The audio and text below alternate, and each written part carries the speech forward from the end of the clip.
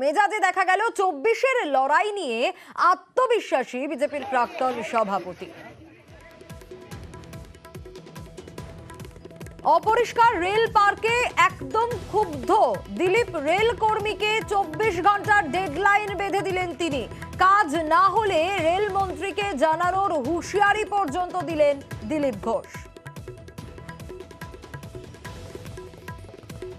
শরদিন্দু আমাদের প্রতিনিধি রয়েছেন আমাদের সঙ্গে। শরদিন্দু, অপরিষ্কার রেল পার্ক এবং সে কারণে হুঁশিয়ারিও দিতে দেখা গেল ক্ষুব্ধ দিলীপ ঘোষ। একেবারেই তুমি যেমনটি বলছিলে, লোকো চিলড্রেন্স পার্কে তিনি গিয়েছিলেন, বসেছিলেন এবং সেখানেই তিনি অপরিষ্কার অপরিচ্ছন্ন অবস্থায় সেই পার্কে দেখতে পান। এরপরই রেলের যারা কর্মী সেখানে রয়েছেন তাদেরকে কার্যত তাদের কাছে ক্ষোভ প্রকাশ করেন, বলেন আপনারা লিখে রাখবেন চিলড্রেন্স পার্ক অথচ তা অপরিষ্কার করে রাখবেন, এটা কি করে হয়? আমি ঝগড়া করি না, কিন্তু আমি রেলমন্ত্রীকে টুইট করব 24 ঘন্টার মধ্যে যদি না এই পার্ক পরিষ্কার করা হয় তাহলে কিন্তু এখান থেকে সরিয়ে দেবো, ভোট দিতে পারবেন না এখানে। এভাবেই তিনি একেবারে হুঁশিয়ারি দিলেন বলা যায়।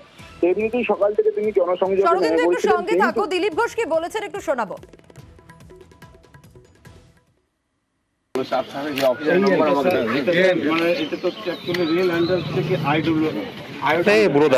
আমাকে দেবেন এত সুন্দর বাচ্চা চিলড্রেন পার্ক গিয়েছে আর ডাস্টবিন এটা করতে পারে না। আমি তার উপরে কমপ্লেন করবো রেলমন্ত্রীকে। কি আরে ওনার এমপ্লয়িরাই তো আসছে এখানে, আপনারাই তো এমপ্লয়ি। একটা পার্ক পরিষ্কার করতে পারে না সপ্তাহে একদিন? আপনার কাছে নম্বর আছে, বলে গেছে কালকে যেন পরিষ্কার করে, বাচ্চারা শরদিন্দুর কাছেই আবারও ফিরবো। শরদিন্দু, সকাল থেকে খোশ মেজাজেই ছিলেন তিনি, তারপর রেল কর্মীকে 24 ঘন্টা ডেডলাইন বেঁধে দিলেন যখনই তিনি দেখলেন যে রেল পার্ক একেবারে অপরিষ্কার।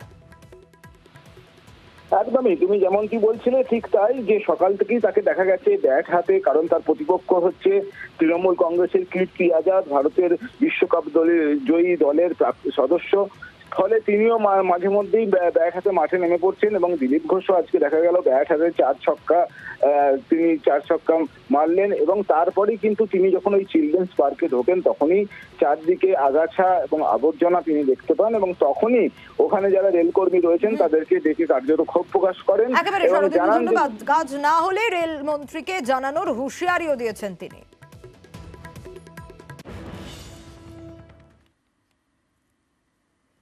কমিশনের শোকজের